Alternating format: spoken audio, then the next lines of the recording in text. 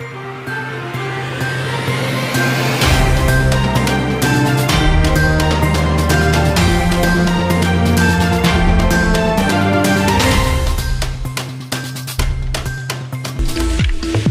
मैं हूं रवि दीक्षित। आप देख रहे हैं न्यूज भारत 24।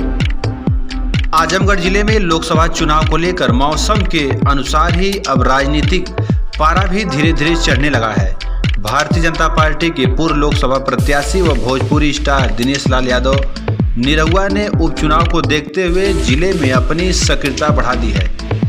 गुरुवार को जनपद में पहुंचे दिनेश लाल यादव ने सपा के राष्ट्रीय अध्यक्ष पर जमकर हमला बोला।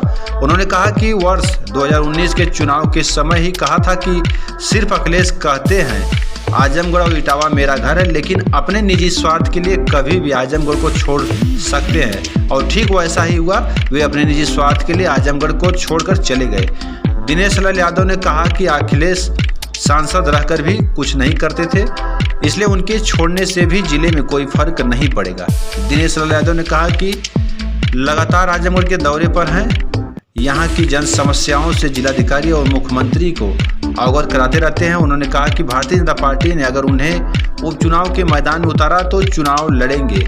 यही नहीं, आजम खान पर हुई कार्रवाई को लेकर अखिलेश यादव के द्वारा चुप्पी साधने पर भी दिनेश लाल यादव ने तंज कसते हुए कहा कि वह अखिलेश को जितना जानते हैं उसके आधार पर वह कह सकते हैं कि अखिलेश यादव खुद के अलावा किसी के बारे में सोचते नहीं है, वह चाहे उनके पिता मुलायम सिंह यादव हों या चाचा शिवपाल सिंह यादव, बिरादरी या फिर देश के हों। आइए देखते हैं दिनेश लाल यादव निरहुआ ने क्या कुछ कहा है।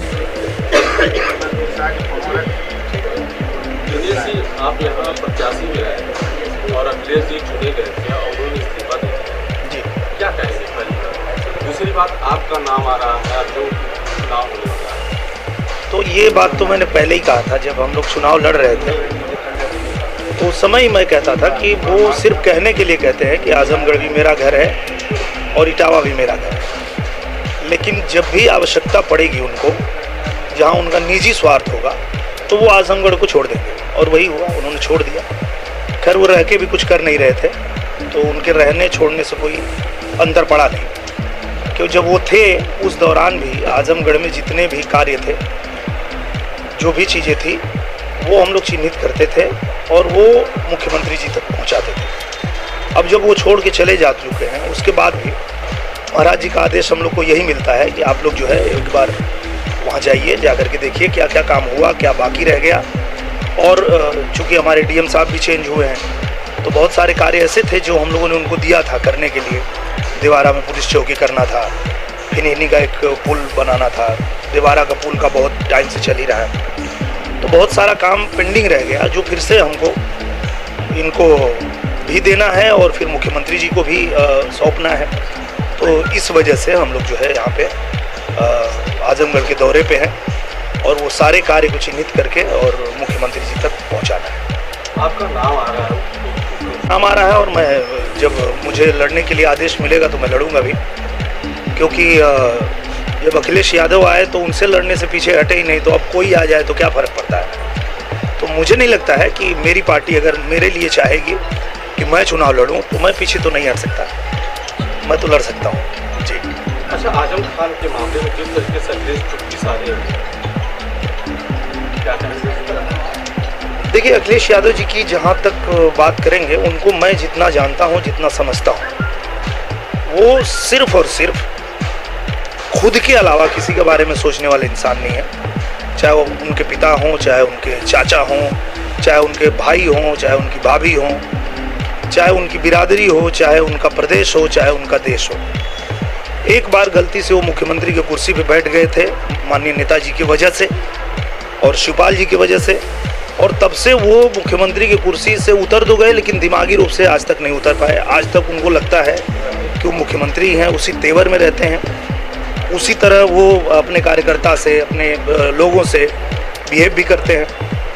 तो मुझे लगता है कि कोई भी उनके पार्टी का कार्यकर्ता अगर परेशानी में है या जैसे भी है, तो अगर वो उम्मीद रखता है कि उसके लिए वो कुछ करेंगे, तो वो कुछ करने वाले नहीं हैं। वो सिर्फ अपने लिए ही करते हैं और वो किसी के लिए कुछ नहीं करते हैं। तो चाहे वो आजमगढ़ की जनता हो, चाहे आजम खान हो, चाहे वो शिवपाल जी हो, जो लोग भी समाजवादी पार्टी के लिए कुछ भी किए हैं, अगर उनको लगता है कि अखिलेश यादव उनके लिए खड़े रहेंगे तो वो नहीं रहेंगे।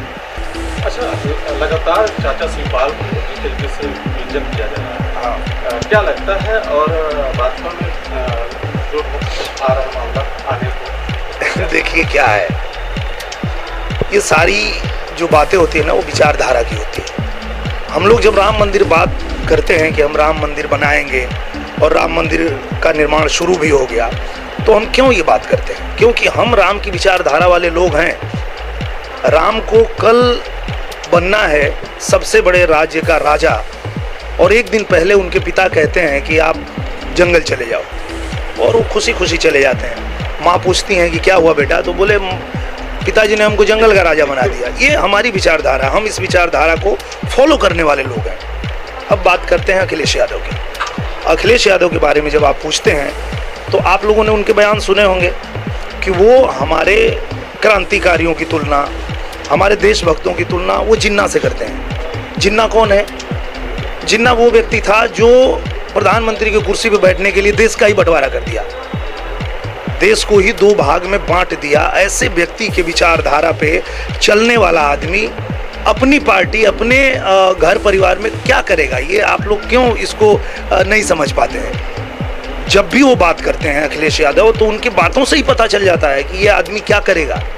ना ये चाचा को पूछेगा, क्योंकि जिनकी विचारधारा को वो फॉलो करते हैं वो अपने चाचा को मार के गद्दी पे बैठते थे, अपने परिवार का कत्ल करके गद्दी पे बैठते थे, उनसे धोखाधड़ी करके गद्दी पे बैठते थे। गद्दी के लिए ही उनका सब कुछ होता था। पर यहाँ जो भारतीय जनता पार्टी है, यहाँ गद्दी के लिए नहीं होता है, यहाँ समाज के लिए। यहाँ जब भगवान राम अगर जाते हैं वनवास, तो वो समाज के लिए जाते हैं, और वहाँ जा कर के जब रावण का वध करते हैं तो पूरे पृथ्वी को एक ऐसी शांति मिलती है कि चलो भाई, एक आतताई का वध हो गया। तो जब भी आप उनके बारे में कुछ भी जानना चाहें तो उनके विचारधारा को जान लीजिए, और हम लोगों के बारे में जानना चाहें तो हमारी विचारधारा के बारे में जान लीजिए। शिवपाल को विराम लगेगा? शिवपाल जी के बारे में क्या विराम लगेगा? बीजेपी में बात आ रही है जाने की। अभी देखिए क्या है, भारतीय जनता पार्टी की अपनी विचारधारा है, और हमारी विचारधारा से सहमत होकर कोई भी हमारी पार्टी में आता है तो हम उनका स्वागत करते हैं। हम लोग कि भाई, हम इस विचारधारा पे चलने वाले लोग हैं।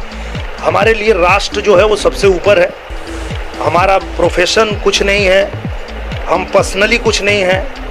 हमको अगर आप बोलेंगे कि आप एक हीरो हैं, आप एक नेता हैं, तो हम अपने लिए नहीं, हम अपने देश के लिए काम करते हैं, अपने राष्ट्र के लिए काम करते हैं, अपने राष्ट्र को सर्वोपरि रख के काम करते हैं कि हमें जो भी कार्य मिले हम वो इसी दृष्टिकोण से करते हैं कि इसमें हमारे राष्ट्र का भला है कि नहीं। तो अगर इस विचारधारा को फॉलो करके, इस विचारधारा से सहमत होके कोई व्यक्ति भी चाहता है कि वो हमारी पार्टी में आए, तो स्वागत है।